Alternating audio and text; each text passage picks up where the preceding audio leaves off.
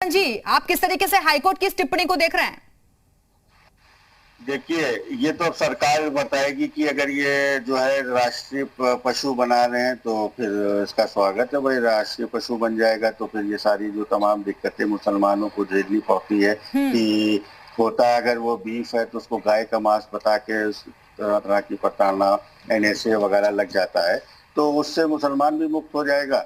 और जो है किसी को अगर इससे तकलीफ होती है, जैसे वो हाई कोर्ट ने कह दिया, तो मुसलमान तो कहते ही है कि अगर उसके एक्ट से किसी को भी तकलीफ हो रही है तो उसको नहीं करना चाहिए। कहा कि यूपी ही नहीं देश भर में गौ माता की हत्या पर रोक लगनी चाहिए।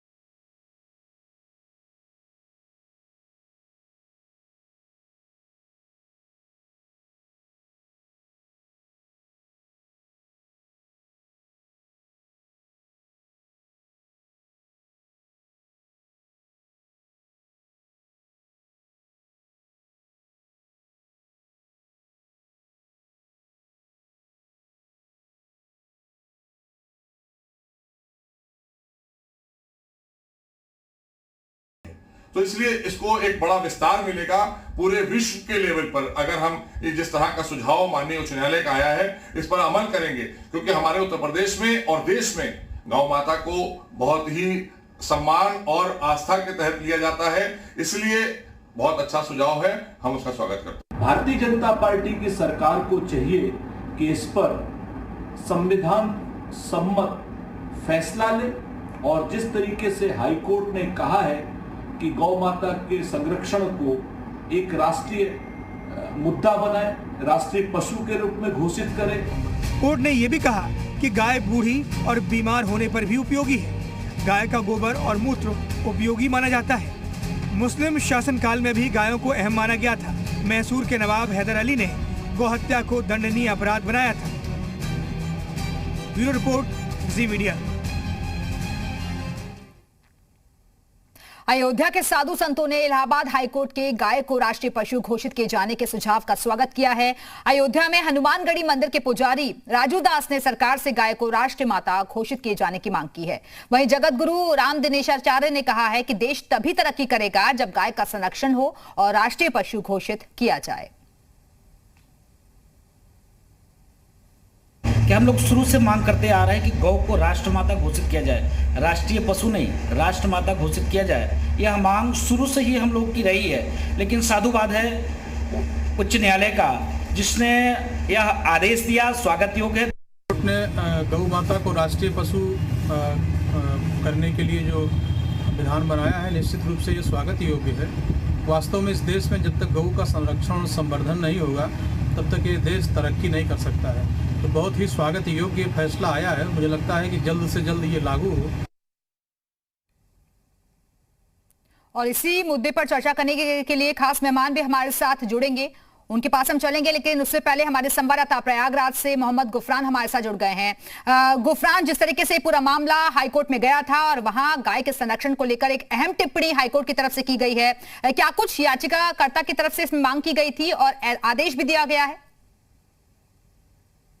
देखिए, याचिकाकर्ता जो जावेद है उसके खिलाफ गौ हत्या के आरोप थे। इस आरोप में उसकी गिरफ्तारी हुई थी। वो मौजूदा समय में जेल में बंद है। उसने जमानत को लेकर के अर्जी दाखिल की थी। जमानत में उसने अपने तर्क तमाम दिए थे अपने बचाव को लेकर के। उसने ये कहा था कि जो आरोप है उस पर एक तरीके से वो निराधार है। उसने मौलिक अधिकारों का हवाला देते हुए उसने जमानत की मांग की थी, लेकिन कोर्ट ने इस पूरे मामले को जिस तरीके से सुना और सुनने के बाद लगभग 12 पेज का जो जजमेंट है उस जजमेंट में कोर्ट ने जिस तरीके की टिप्पणी की है, कोर्ट ने साफ तौर पर कहा है कि किसी समाज का, किसी धर्म का मौलिक अधिकार बीफ खाना नहीं हो सकता। उसके मौलिक अधिकार में इस तरीके की कोर्ट ने जो टिप्पणी की है वो बेहद अहम माना जा सकता है। बिल्कुल, मैं लौटूंगी आपके पास। और इस वक्त मोहम्मद इमरान खान भी हमारे साथ जुड़ गए हैं, याचिकाकर्ता के वकील हैं। इमरान जी, बहुत स्वागत है आपका। इमरान जी, क्या कुछ मांग रखी गई थी हाईकोर्ट में इस याचिका के जरिए?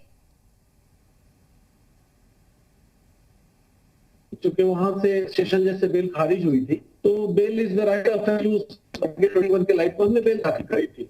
बेल सुनवाई करने के बाद फैसला आया वो, और हम भी मानते हैं सही है फैसला जो कर दिया उन्होंने। क्लाइंट की अगर जरूरत होगी तो सुप्रीम कोर्ट जाएगा।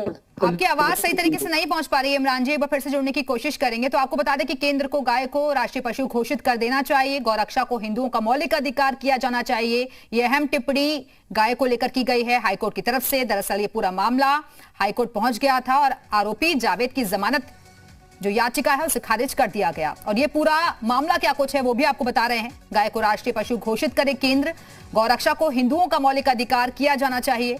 गाय इस देश की संस्कृति है, गाय की सुरक्षा हर किसी की जिम्मेदारी है, इसे किसी धर्म से नहीं जोड़ना चाहिए। आरोपी जावेद की जमानत अर्जी को खारिज कर दिया गया है हाईकोर्ट की तरफ से। गाय की पूजा होती है जो कि सबसे ऊपर है, सबसे बढ़कर है, और मुस्लिम शासनकाल में भी इसे काफी अहमियत दी गई थी। इसे किसी धर्म से जोड़ना सही नहीं है। गाय की सुरक्षा हर किसी की जिम्मेदारी है, फिर चाहे आप किसी भी धर्म से ताल्लुक क्यों ना रखते हो। जो याचिका लगाई गई थी उस याचिका को इलाहाबाद हाईकोर्ट ने खारिज कर दिया है और ये कहा गया है कि जो विचार इस याचिका के जरिए रखे गए थे वो देश हित में नहीं है।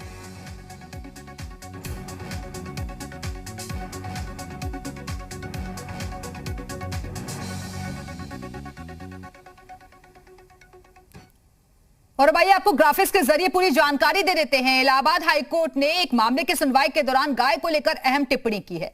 उच्च न्यायालय ने कहा है कि गौरक्षा को किसी भी धर्म से जोड़ने की जरूरत नहीं है और केंद्र को अब गाय को राष्ट्रीय पशु घोषित कर देना चाहिए। बीजेपी ने इलाहाबाद उच्च न्यायालय के गाय को राष्ट्रीय पशु घोषित करने के सुझाव का स्वागत किया है।